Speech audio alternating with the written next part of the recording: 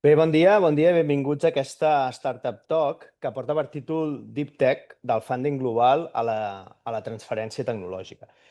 Bé, però abans de passar a la sessió, deixeu-me comentar-vos diversos temes. Un és que us animem a les startups a inscriure-us al hub de startups, startupshub.catalonia.com, i aleshores així podeu participar a les nostres actuacions d'Open Innovation, per exemple, o estar en aquest aparador perquè determinats inversors, gent que busca feina, o també altres corporates puguin accedir a la vostra informació. Bé, l'altra cosa, dir-vos que també les startups i els inversors podeu connectar-vos internacionalment a través d'algunes de les actuacions que duem a terme conjuntament amb l'Ajuntament de Barcelona, sota la marca Barcelona Catalonia Ecosystem, Startup Ecosystem, i que bàsicament encara tenim alguna plaça lliure per algun esdeveniment com pugui ser el Switch de Singapur, que va del 29 al 31 d'octubre, i també a la missió que fem al Web Summit de Lisboa, que en aquest cas serà del 10 al 13 de novembre.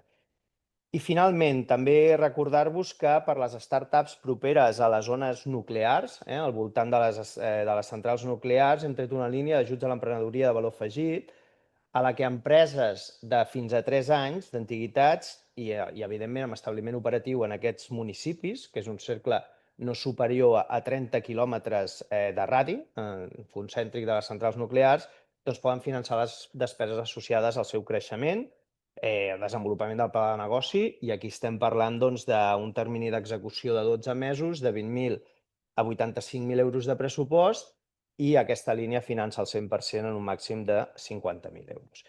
Bé, i les raons per fer la sessió d'avui, bàsicament, i anant ràpid, són dues, no? Des d'Acció i el pla de govern, no només ens interessa la quantitat de startups, sinó també la qualitat.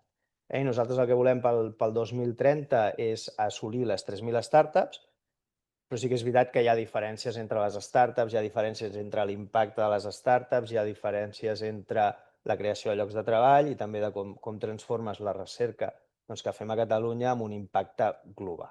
I, per tant, una de les determinacions del pla, un dels objectius, és que el 25% d'aquestes startups siguin deep tech. Per tant, les hem de doblar i, per tant, d'aquí al 2030 tenim bastanta feina. I bé, l'altre és que des de fa anys tenim a Barcelona Plug and Play. Plug and Play és una organització que va estar als inicis de Silicon Valley, o de moltes d'aquestes startups que estan cotitzant i que coneixem. Evidentment, té un abast global, perquè està present a molts llocs, i després la coneixerem amb més profunditat perquè ens l'explicaran els nostres ponents, i també perquè té un portfòlio d'empreses molt interessant, sap cap on van les tendències, i també perquè té un contacte amb les corporacions molt intens. I per això també és una gran sort que tinguem aquí persones com el Sina Amidi, que és Managing Partner de Plug and Play Tech Center a EMEA, i després també l'Àlex Tortosa, que és Senior Corporate Partnership Manager també a Plug and Play. I bé, jo no diria res més, bàsicament dir-vos que la sessió serà en anglès, d'acord, i que stage is yours, i que al final hi haurà temps per les preguntes. Moltes gràcies, Oriol. Moltes gràcies a tothom des d'Acció. Si voleu, em presento en català i ja li deixo la paraula al Sina. Jo soc l'Àlex Tortosa, soc senior manager aquí a Plug and Play, estic a l'oficina de Barcelona. Porto més de 10 anys treballant en el món de la innovació i la veritat és que mai em deixa de fascinar i de sorprendre. I espero que gaudiu molt d'aquesta xerrada des de casa, des d'on estigueu, i qualsevol cosa estem en contacte per a què necessiteu. Encantat. Thank you so much. Sorry to switch to English. I will start with a little bit of my family history. Thank you so much for introducing me. So I'll just start quickly with my family's history. My family is a family of entrepreneurs. In Iran, we had a company that sold shoes. We started our business in retail, in selling shoes. We had many shoe stores around the Middle East, but everything was nationalized when the government changed. My father is an entrepreneur. He started over 70 companies. What that says is you have to keep trying, and never give up. One of those companies is called Aqua Service, which is based in Spain. And it's one of the main reasons I'm here. Aqua Service is a 20-liter water bottle delivery company throughout Spain. We deliver to over 800,000 homes throughout Spain. And we have tried to help the startup ecosystem in Spain since then. What we realized is that being in the Silicon Valley and working with startups or not working with startups is a mistake.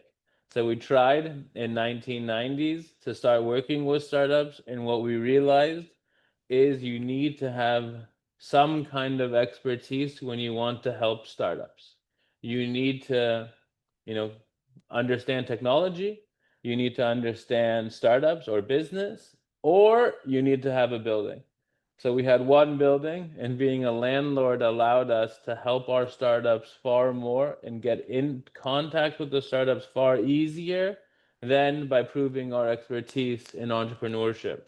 And our lucky building had Google in it, had PayPal in it, Logitech, and Danger, which was Andy Rubin's first company before he started Android, which we all love and use today. Handing it over. And from the lucky building in which Said saw the opportunity of investing on these emerging or new technology-based companies, we grew to a venture capital in 2006 where Plug and Play as is was established. We moved from building to the headquarters of Philips in Sunnyvale. This is where we are today as well. And from then, the CEO of Ford called Said and told him, hey, Said, what's working with the startups like, and I want to work with them because my business is booming. I need to improve the processes. And Said saw the opportunity on approaching the startups to the corporate world. No? So this is how Plug and Play also grew in the different services we offer. And from 2015 onwards, since the business started to grow, we developed different industry verticals. Today, we will be speaking about the deep tech one. And nowadays, we have a global presence on more than 60 locations, more than 95,000 startups on our database, but this is some numbers that we will share with you later. What does Plug and Play do nowadays? And what's also the aim of Plug and Play to help Catalan startups and the Catalan ecosystem? On the one side, we are a venture capital. We were born this way and we will die this way. We invest on more than 250 startups every year. And we are still constantly looking for the new Catalan unicorn now, Sina, and we are strengthening our efforts to invest here in our home, in my home, in Catalonia, your adoption home. And also we keep working with corporate innovation. No? So we constantly are looking for challenges inside the Catalan corporations, for sure. You're closer to them than us, and you know what I'm talking about. But helping them to tackle their challenges and their pains with startups is not only good for the business, but is the best possible option. Because startups are really focused on a specific technology and a specific solution that corporates should not focus on. I mean, corporates are very good on what they do, are very big, but they are not focused on specific challenges, and especially based on technology, depending on which corporate are you talking about. So we help them work with startups, and most of the times their return on this investment gets multiplied by several numbers. No? We also work with innovation programs. Here we have more than 100. One of them, for instance, is the Startup Autobahn. It's the biggest mobility program in Europe and in the top 5 around the world. And what we do here is get the biggest companies in the mobility industry to tackle common challenges, and then we look for startups, we accelerate them, and these startups then work with these corporates. No? So this is a program that has been in the making for more than 20 years, more or less. And we also have Madrid in Game, for instance, an example here, where we help the city of Madrid to incubate and accelerate founders in the video game industry. I wanted to give you the reason why we do these things. So we do venture capital because that's how we started. What we realized is all of our startups need to work with corporation. You grow by getting customers. So we started to work with corporations in order to get them customers. We are an investor that believes helping the business first is more important than helping fundraise. Then we help corporations because we believe external R&D spend or working with startups is cheaper than internal R&D spend. We do innovation programs because we needed the startups to come to us far more ready than what they were doing. We needed startups to come to us at a higher level because corporations need, they need more than a minimum viable product. They need a product. They need it to work. They need it to have, 90 plus failure rate. It needs to work. So we needed to make sure our startups are ready. So we've started programs. And then there's a gap above startups in A round, and that's why we're starting funds to help our startups grow quicker and get over what we call, the valley of death, that a startup has an accelerator, has a little bit of funding, and cannot get to the next round. And we are starting funds to fill that gap. And hopefully we can have soon a very big innovation program here in Catalonia, and we are working to do so. Some of the numbers regarding Plug and Play and what we do. We have more than 95,000 startups in our ecosystem, in our internal database, which from the fact of being a global player and an ecosystem, which brings us more knowledge, we can constantly nurture this number. So this number every year grows and grows, and that's also one of our strengths, that we can have easy and good access to all startups around the world. We have worked with more than 600 corporate partners, more than 60 offices worldwide, and a big number that we are super proud of is we have more than 34 unicorns in our portfolio. And this number grows and grows, and we constantly are looking for the new unicorns in the world. That's the map of Plug and Play where we are. So getting in the same message that the fact of being global is one of our assets, we can easily speak with our colleagues in China, in Japan, in the US, or in the Arab countries to understand what they are doing there, what are the new innovation sources, and what's happening to apply it to our local base point. So that's good both for our corporate partners and also for our ventures team, because when we see new trends on technology around the world, we also have this info to look it locally where we are based. So initially when we started, over 90% of the funding for startups was in Silicon Valley on one street. That has dramatically dropped to less than 50%, and it's changing time after time. We help clients in Spain look at logistics companies or startups in China because they believe that the best technology comes from there. We also help startups find the best market to grow, and without this footprint and understanding of culture and understanding of a current market, we cannot help a startup grow there faster and land their technology quicker. And also in Spain, since we said before, we are based in Barcelona, of course, in Madrid and Valencia, and it's the second biggest country on Plug and Play outside from the US. So we have more than 150 employees in Spain, 60 of them, they are analysts looking constantly for new startups and looking for the new technology. And these are some of the logos from our partners in every one of the offices. And we have also this year started to work with Portugal, and soon we will grow around all the Iberic Peninsula. So we are happy now, we are making good progress with innovation and driving innovation in Spain, Portugal, and soon Andorra. We should add the startups we invested in Spain here. We should I add. just saw. Yeah. So starting from the context, where are we based nowadays? What's happening around the world? It's not news for anyone that the world has become volatile. We are in crazy times. In the last 6 years, we have been through 3 big events that are changing how companies foresee the future and how also entrepreneurs, founders understand the different points and situations before launching their business. So The first of all is the COVID-19 pandemic. This was a hit. This changed the way we understand things. It changed the way the world relation itself. And maybe that's also the reason we're here, no? Because thanks to all the infrastructure we had to apply after the COVID-19 pandemic, we started also to do more virtual workshops, virtual relationships, and virtual knowledge pills for everyone from home, no? After the COVID-19 pandemic, which was horrible in all the ways of the situation, social, economic, and for health especially, we had this Russia-Ukraine war.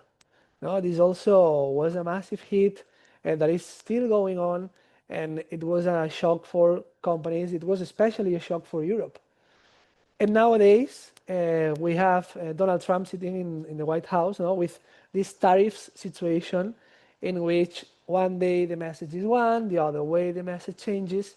So companies need to be prepared for a drastic change from the night till the morning. No? So this is the constant situation, the macroeconomic context, and this is like the macro picture from where are we standing now. And why is it important to deep tech? So COVID-19 showed us that if you have a vaccine or a capability to create a vaccine, you get the vaccine first. So health has become one of the most important technologies, specifically in deep tech, that everyone is going for. The Russia-Ukraine war seems far away, but it affects us, our olive oil prices every day. To this day, it still affects our olive oil prices. Defense technology is 100% deep tech. We have looked at technologies that are better for helmet strength, and that is material science. It comes from the lab, it comes from universities. And of course, trade is incredibly important. We cannot depend on one country.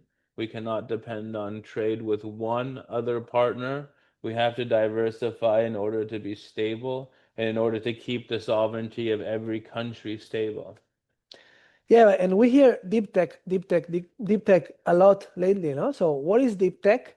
Let's set a standard. Deep tech is defined as these novel scientific or engineering breakthroughs that make a way into products, into applications in the economic world for the first time. So deep tech requires a long development time, requires intensive technology to be developed and to be put in the market. And with this definition, also deep tech is instrumental to help today's biggest challenges.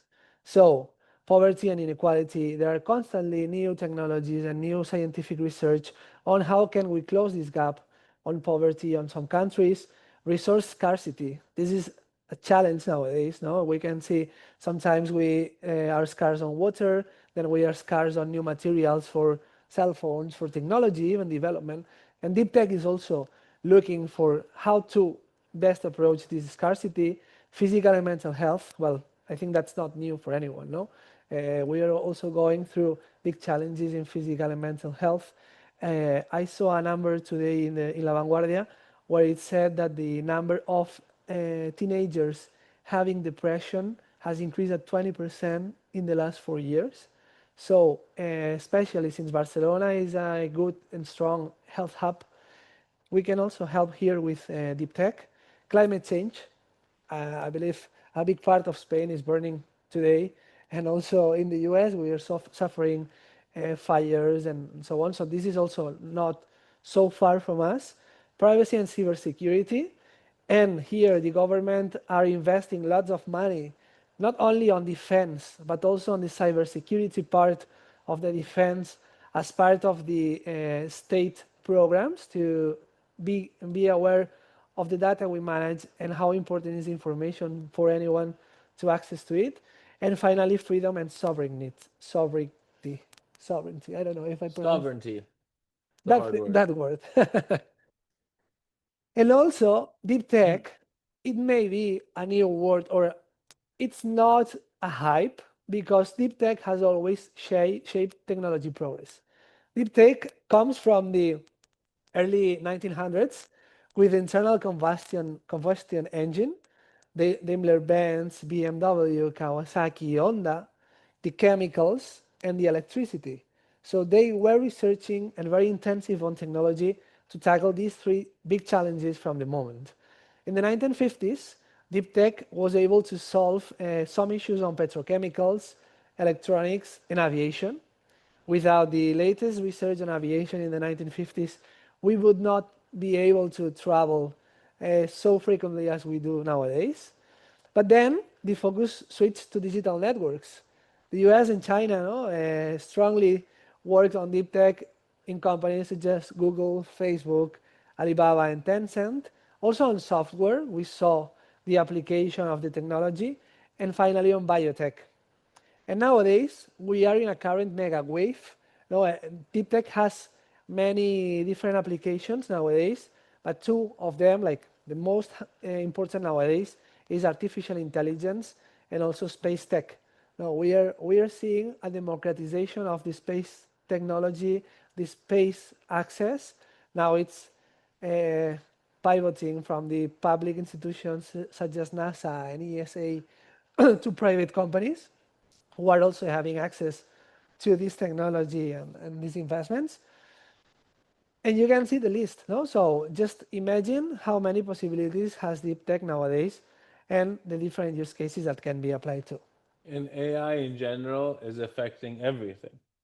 It's affecting all deep tech.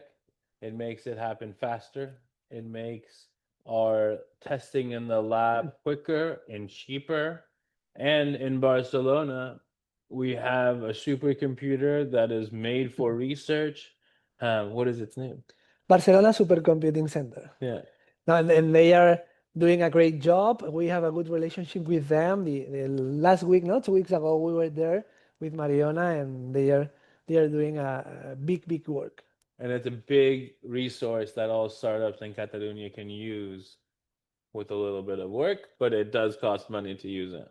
Some of them are watching this Yes. right now. And also, here, the European Union needs to invest more in R&D. If we want to be leaders in deep tech, and this is our ticket to the future, like we are constantly seeing that the United States and China are getting farther in this run, for technology and for the control of the future. But we have this opportunity now to be the leaders on deep tech. But we need to invest more and more. You can see, the United States, well, China is leading, of course, and they are investing much more of a higher percentage of their GDP of 4%. Then it comes the US with a 2.8%, but since the US has more GDP than the European Union, we are lagging behind with a 2.1% with 381 billion of dollars. This is in dollars. And Spain, what's its situation inside Europe? We also need to do our work. We also need to work closely between the public institutions and the private ones to increase the investment in R&D, either in corporates, but also in startups. So here, that's the first question or challenge I would like to put on the table. And it's not just about dollar amount, it's also about quality. So Yeah. when you spend money in R&D, are we getting the benefit of it? Are we spending it in the right places? I mean, I think in Europe, the technology is great, but the outcome isn't as strong as it should be. And we can go into what examples we have on how and why after, because it should be that we do the best technology and get the best outcome from it, or the best benefit, or the most benefit, and we'll show you why that's not happening. Oops. Since I was saying before, we have the potential to be a deep tech hub. We have our universities in Europe are on the top 30%. We are a deep tech hub. We are a deep tech. We are a deep tech hub. We are, but we have this potential to be the leading Yes. ones. We have our universities on the 30% top in computer science and engineering. You can see the rankings, in computer science and engineering. We have very good opportunities. And also in research, we are home to 36% of the top 25 world-class research institutes. And in Spain, we have CSIC, which is in ranking 8. So we have the knowledge and we have the development. Then why don't we have the position we should globally? You know, why are we not overperforming the US or China? When I was based in California, I mean, when Plug and Play first started in 2008, we would go through every startup and see where are the founders from. 70% of the startup founders were immigrants. They were people coming to the US to use their knowledge to build a company. And why is that? Why did they have to come there to build their technology or to use their technology? Most scientists dream to see their technology implemented. The money or the benefit or the company is secondary, but if they see it helping people, it gives them a reason. It gives them a reason to work. And in my opinion, scientists or universities do not see borders. They do not see countries. They are not working with the same borders we are. They're thinking ahead. They're thinking about research. They don't have the same limitations that we put on ourselves. So we need to ask ourselves, what can we do to allow our researchers to implement their technologies? And going back also to in terms of spin-off, in Europe, we are lacking behind the US in the spin-offs coming from universities. No? So here we also have an opportunity to work stronger, to align forces, and to help our spin-offs become the future unicorns. No? For instance, in this ranking, you can see only 2 European universities on the top 20 on companies created, fruit of this research and development. And we want to be here. That's the battle we need to make, and also count on Plug and Play for everything we can help here to support the Catalan, the Spanish, the European spin-offs. Wait, go back. Look at how many startups Stanford and Harvard bring out. Look at how much funding these companies are bringing in. No government can compete with a good startup. What's really important is one good startup changes the number. If you have 4,600 companies coming out of Stanford, the whole 275 billion, I would guarantee that over 50% is from 10 companies. It's 10 companies that make the difference. It's one quality company that makes the difference. Every year when we look at how much money is raised in Africa, it's 1 or 2 companies that make up 90% of the total. So it's not that we need to hit the numbers of 4,625. We need to bet on the best, concentrate our funding and our efforts on the best, and we need to make sure we choose the best correctly. Because if we choose the best correctly, we also can use that startup to bring in funding from all around the world to speed up the growth.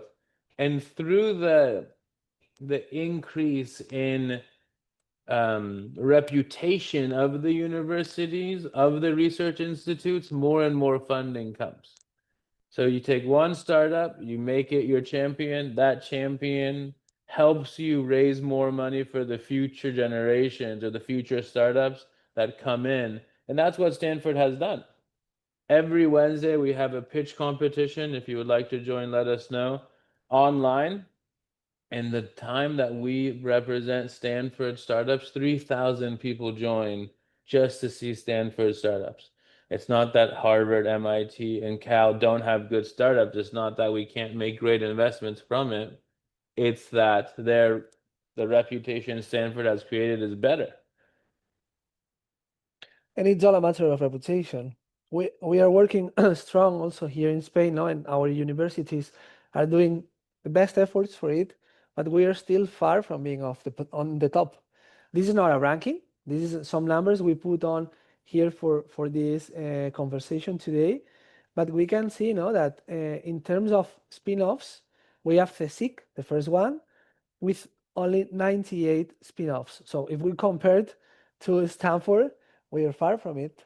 So let's think on how can we work closely now to help also the spin-offs in Barcelona, in Catalonia, to increase its numbers. Because sometimes I've seen and I've met really great founders from Barcelona, but living abroad. No? And they're living in London, they are living in the US. No? In fact, when some of good founders are in Barcelona, from Barcelona in Silicon Valley, and they are doing great startups. We have a unicorn UserZoom from a Catalan founder in Silicon Valley. Well, one of them still here.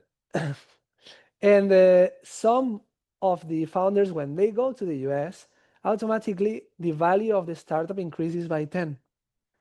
So we need to understand why does a company based in the US is more valuable than one based here in Spain, and also together understand these challenges we have, go hand by hand with the universities and help them, because they have the knowledge, they have the PhDs doing this research in technology. So maybe it's a matter of getting closer to the market and the knowledge, and the academia. So we have visited many, many universities, and when we talk to the deep tech startups or the deep tech entrepreneurs, they tell us that their business plan is to do the research in Europe and to do the sales in the US. It's not bad for Europe if the sales are done in the US. What's bad is that it's not even considered an opportunity or an option to continue selling the technology in the US. And the reason for that is the valuation change, the size of the market. In Europe for health, there's one or two customers. It's one customer, which is the government, which is 80% of your opportunity, and they don't pay as well as private in the US. So it is a big limitation, but there are ways and there are ideas in order to retain at least the research, and why not sell to the US and bring the money back to keep doing research here? Why not sell to the US and have the company based here growing and growing healthily using money being injected from abroad? Yeah. And we have some ideas now, and also we wanted to zoom in into the spin-off ecosystem in Spain. How is the ecosystem in Spain? Well, Catalonia is leading the deep tech startups per region, and Catalonia and Madrid together, they have more than half the deep tech startups in all Spain. But these numbers are good. But if we maybe make this deep tech startup per person, per capita, we have the Basque Country, which, taking into account the numbers and the people living there, could be a competitor between Catalonia. But even though we are leading in Spain, and the main sectors where deep tech has use cases here in our home is on health. Most of it on health. Barcelona is a health hub, and that's no news. And then ICT digital, Industry 4.0, and energy and sustainability. So the thing that's important is, earlier on we talked about why Plug and Play has done different things, why we have done investments, why we've done accelerator programs to get them ready for investment, and why we work with corporations. This means that for the baseline of what we need, it is there. The hardest part is there.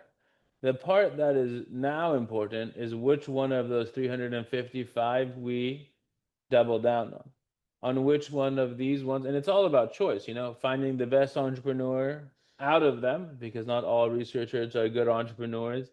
A lot of times our researchers want to become the CEO, but if you become a CEO, you don't get to do any more research. And not all professors want to listen. Not all professors are malleable. They need to be willing to take advice. They need to be willing to change and learn the way of the startup. It's not the same. Not every startup needs VC money to grow. But when we invest, when we double down on them, we need to choose based on the person and then the technology. Because a good scientist can change the technology to match what the market needs, but not all scientists are willing. Yeah, and VC funding is important, no? And we also wanted to speak here today on how is evolving this VC funding. We can see that the picture and in the European deep tech funding has gone down since 2021 until 2024, but Sina has more updated information Yeah. because we don't have official numbers, but So what's important is this isn't a bad thing. You know, in 2021, we had a ton of funding from VCs that honestly was not in the right people's hands. It was a lot of noise. So what happened is you had inflated startups that should have died. You had people who were getting funding that didn't deserve it. And what that does, because you know we want everyone to get funding when they deserve it, is it doesn't let the entrepreneur die to start the next company. Because an entrepreneur, I believe, you know, should stay an entrepreneur. And if they want to do it, they want to do it. So they don't need to be, you know, poked and forced to do it. But it is hard to give up on your baby. It is hard to let your baby, you know, go where it needs to and then to evolve into the next idea. But in 2024, in the second half, funding has increased. And in 2025, funding has increased a lot more. And I would say the trends in Europe are around 6 months behind the trends in the US, which are the next slides. So I think the funding will go back up. And the government's doing a lot all over Europe to invest. And we will see the benefits of that work. But again, it's not a bad thing that there's less players. We just need to make sure that the VC money is going into the right people's hands instead of being, you know, sprayed everywhere without the benefit. yeah, but Sina, the gap between the US and Europe, you can see it's massive. Yes. How can we get there? Should we maybe make private and public institutions work together? Of course, but I also would say a VC does not care when they invest. A VC is not, it's not someone that sees borders, specifically US VCs. US VCs do not have public money. They try to avoid public money because of the limitations. Sometimes we refer to them as golden handcuffs. So actually, if we make it interesting, if we make it beneficial for a US investor to invest in Europe, they will. Currently, it's not the case. It is not beneficial for a US investor to ask to be under European law. It's beneficial to switch to another law like Cayman Islands or US or Abu Dhabi or so a US investor doesn't see the borders that we see. So they want to make money and that's their main goal. Having it based in the US or not shouldn't make that big of a difference. Mhm. And also, no, even though this lack the share of VC funding in Europe, it's high, you know, since 2023. So we are around 30% of the share of pocket for deep tech in Europe. Yeah. So So this, we believe that AI has changed the world of software, and we won't have too many software companies that don't have AI at all in the future. So deep tech and AI companies will be the future, and it'll be two sides of one coin. I mean that's where our startup investments will be, and having this strong foundation of deep tech, this perplexity, no, all these words are wrong. So the willingness to invest in deep tech amongst VCs in Europe is so high that it is the right foot forward. It is a stage ahead of the US, where most of the US funding, I would say over 90%, won't touch deep tech. In Europe, already 28% of it is going to deep tech. Mhm. So it is ready to be used as a foundation for the future. So words of hope for the future. Yeah. Yeah, but then we have maybe not that hope, but Spain it's also not into the into the main point of VC funding, no? Because we see it's not on the even top 5 of preferred countries for investors, and also has decreased 4% in 2024 from 2023. No? So even though this could not be bad per se, we need to understand also where our position is. Even though we are before Norway, Italy, and with a less decrease, but we should put all the efforts on getting higher in this ranking. And this is all about perception of what investors think of the market they're investing in, where they're parking their money. It's about perception. Okay, so give us a tip. So how can we change this perception for Barcelona and Catalonia? I think it's a much bigger question. We might need 40 minutes just to go. Okay. No, so We still have 20. We're gonna. No, the main issue is if you see instability inside of a market, you don't want your money to be based there. I mean, my family personally had a big issue with an instability of a government, and we lost everything and had to restart. And that's why we do things in more than one country. Investors think the same. If there's a perception of instability, doesn't matter if it's there or not, then they get scared and they don't see borders. So they just see opportunities and they move to where they think the opportunity is. So if there's a way for us to show that it is stable and that it is safe to invest in Spain, then the money will come. Yeah, for sure. But even though in this volatile world, being stable or being a stable country is a unicorn as well. More stable. Yeah, no, and so we also need to close the gap here and in Barcelona. No, when it comes to terms of investment, we are ranking 14th. This is not the position where Barcelona in Europe, and this is not the position where Barcelona should be. We are a big hub of startups and tech in Europe. We are in the top 5. And this position is not good. No? So we also have a gap to close here. I can give you an example outside of Europe, because instead of talking just about Europe, many Egyptian companies today are branding themselves as Emirati companies because it is easier to raise money as an Emirati startup than as an Egyptian startup. Their entire market, their entire business is in Egypt, but they raise money with the brand of an Emirati. The same thing is happening in Europe, where a startup might be from here, and we've had this, but living in London and raising in London.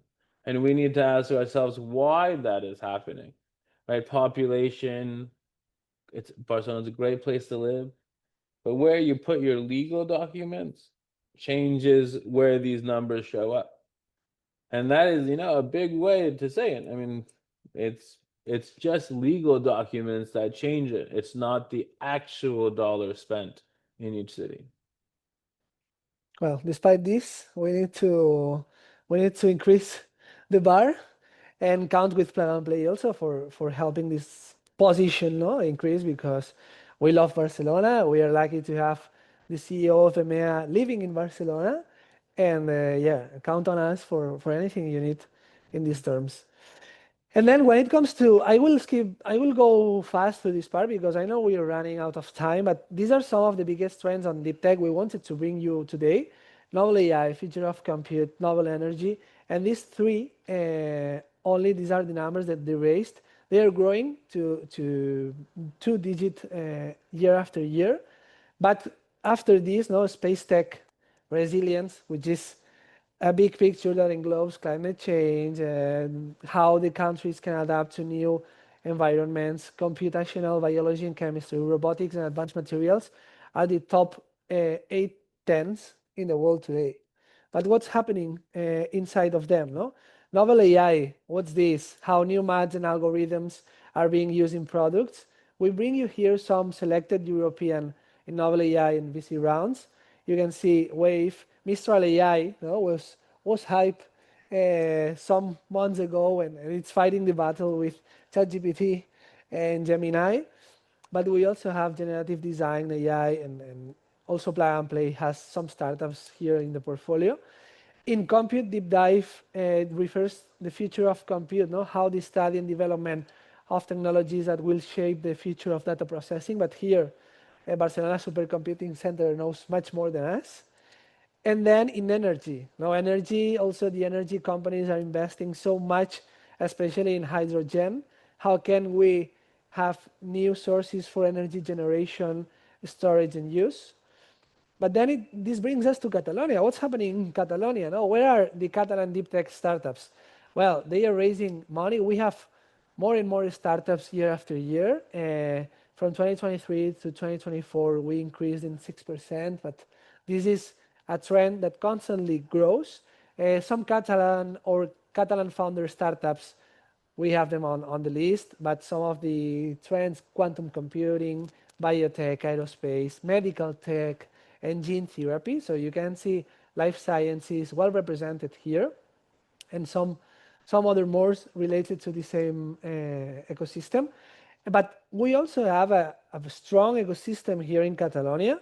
We have very good deep tech initiatives, Barcelona Deep Tech Summit, Barcelona Deep Tech Node, Deep Tech Valleys, and also very excellent ecosystem players in deep tech. You can see all the logos here, some of good ones. We have also referred to the Barcelona Supercomputing Center, but Axio is also doing a great job on helping deep tech in the territory, Eurecat. Well, so many names. I don't want to be so extensive, but now the challenge is how we stop creating more centers and we align the ones we have to boost the ecosystem, because they are excellent. ICFO as well, they are developing a pioneering technology. So, Sina, how can we leverage all these assets we have to put Catalonia in the center of the world? Center of the world. We're having an event on November 4th for health that we would like to invite everyone to, and we can give you more information. And our goal is not to compete, but to bring together all players and players from Europe and the US to see the value of the Barcelona Tech Hub or Health Hub and see what we can do to bring them together. But I think we're done, and we'd love to get some questions.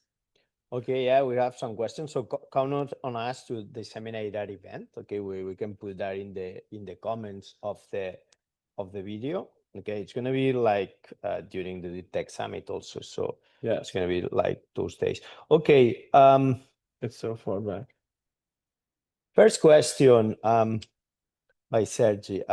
Since the biggest impact often comes from a small number of champions, what concrete criteria as an investor would you use to choose those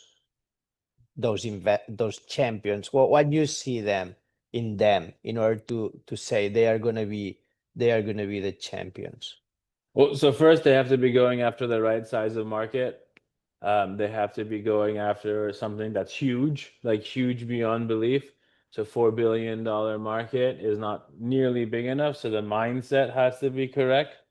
And then they need to be, set up in the right way. We want all founders to get ownership. We want the founding team to be set up the right way. It can't just be business people.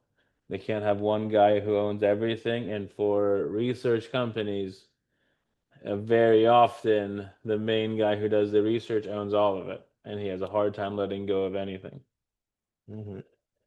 Okay, the second question from David Domingo. In your opinion, what's the main barrier preventing the Spanish or European deep tech hub from developing?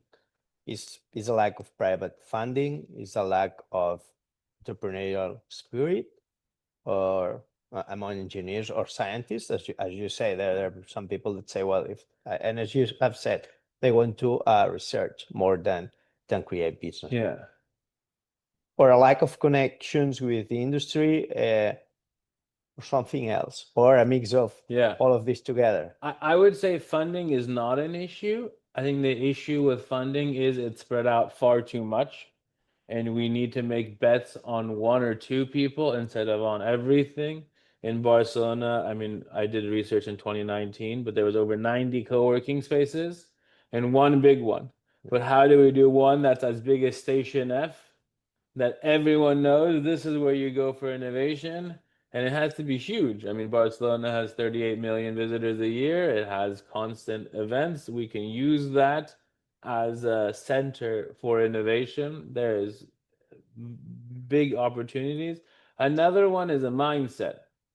So how do we train our engineering students, our science students to learn business? I mean, force them to learn business.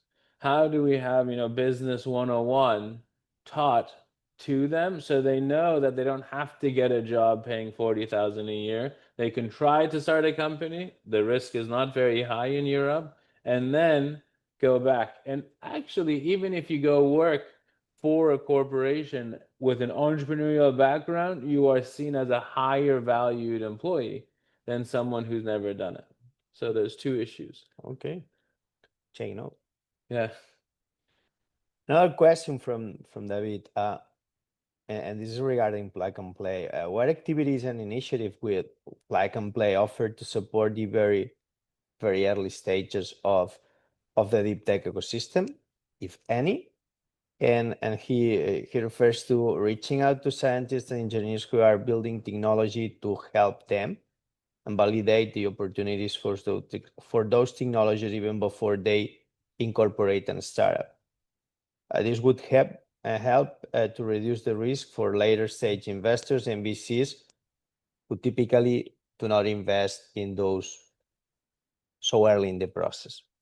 She mentions that. So what are your plans on that? Maybe that would be the summary of the question. Yeah. So I mean, we can help with market fit. We love being the first investor to invest in a technology. I mean, we need to understand that if the technology exists or is it just conversation. There's very little technology in the world that like no one has even tried, but we can help find market fit, and we're doing a lot of investments as the first check-in, and they use us to make sure the market fit is there and that they get a label of recognition, so it's easier to raise later since you already have your first check-in. Also, we are constantly looking for, because we invest in seed and pre-seed stages, and looking for startups, for the best startups here. No? So also, if you're a founder and you're watching us and you have a deep tech startup, please text us, because we want to get to know your product, understand it, and understand if it fits our thesis to invest. And also, by working with corporates, we help them to understand the market fit. So when we work with a big corporate and look for startups on deep tech to work with, and they select one to do a POC, which is also a work we do with all our corporate partners. Here we also help the startups to understand if their product, their solution, does fit the needs of the corporate world, or they need to switch. And this is also a school for them, and it's something we help them, I hope, in growing and advancing to later stages. Okay, so you've mentioned text us. So is there an email through LinkedIn, through your webpage, through what's the channel just to do this? I know they are entrepreneurs and they're gonna find it, okay? But sometimes people get blocked. How can they reach you? I mean, if you're watching, through either of our LinkedIn would be the best way, or our emails, but our emails aren't here. Okay. But our LinkedIns would be, read and watched. Cool. Okay, next question or comment from Raúl Méndez Vázquez. Being a good researcher has nothing to do with being a successful CEO or entrepreneur. What would be the optimal percentage of this mix between research-minded and business-minded? Or maybe there's another also ingredient in this mix. So what are your views on that? I don't think there's an optimal, but you need a mix. And then we can't get stuck on titles. I mean, I think one of the things that is terrible about our world today is everyone is like, well, I want to be CEO. I want to be, but I mean, if you don't, CEO doesn't mean you're more important than someone else. It's just the title, it's a role. A CEO is a fundraiser, and then they hire people. And that's really it. I mean, 20% of the job might be, leading, but 80% of the job is not very fun.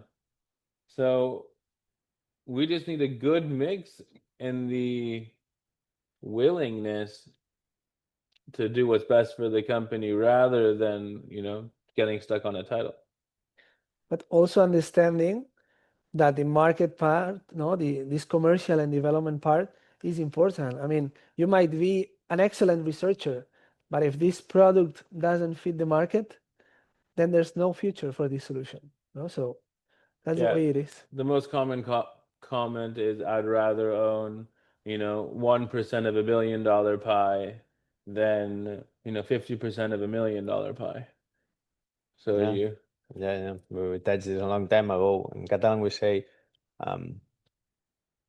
being the head of a sardine or the tail of a goose. I don't know how you say that in English, okay? But okay, next question. If you were launching a legal tech startup today with a strong product, but in a slow-moving industry, what would you do in the next 6 months in order to validate that fast, gain trust, and grow? I mean, in legal tech, I would first ask what languages it works in. I think that's a big issue is what languages it works in. There's a lot of legal tech startups around already. I mean, most of this Gen AI stuff will work in legal tech in general, so it depends on what in legal tech. But let's say it's based in Spanish. I would just try to get market validation from the mom and pop legal firms. There's many, many, many lawyers in Spain, maybe too many lawyers in Spain. And that is like you can go find one person and then he will tell his friends. Don't shoot for cuadra casas. Go for the people that are below and just make sure your product works. Because one phone call from a lawyer makes all the difference when you're validating a product and trying to make it grow. Okay, next question, or in this case, it's like, well, it's a question. From the United States and China are both supposedly much more integrated systems than Europe, okay, which is highly atomized. Should Europe not act much more as an integrated actor? Integrated as in working together? Well, working together, maybe markets, at least it was one of the reasons of the European Union also. So Yeah. I mean, it's really hard to do business in Europe. There's many borders. It would be a lot easier. I mean, even opening a bank account in different countries takes a lot of work. I mean, for sure, it'd be better if it was one market, one company to work with. But many software companies don't have this issue. So it's a big question. Yeah, no, and also the good and bad thing is we have different innovation hubs in Europe. So we're spreading the efforts, no, around different hubs. But then this has the good part, no, which we have more competition, we have more people doing the same things, and then the winner takes it all. But we should be integrated for sure, yeah, because also the telecommunications companies, I mean, they have the geographical limitations when the borders are not important anymore. Well, I think that this has been, at least detected as a problem. Okay, I think maybe it's the speed, like regime 27, for example, or the passport for VC. So there, or also for growth equity platforms. But maybe the speed and sometimes some of the details of things. Okay, another comment from Pablo Stampa. Good morning. Have you heard about the recent investment round that Tiger Robotics, based in Barcelona, has raised? Right, and it's mentioning a company, okay, that yeah, it has raised a funding round. We're gonna share the presentation, Mark, if you allow us, okay? Yeah. And thank you. And Pablo Stampa, the last question, he says, if I'm not mistaken, Sina mentioned before that it's more important to help startups than to focus on raising funds. Yeah.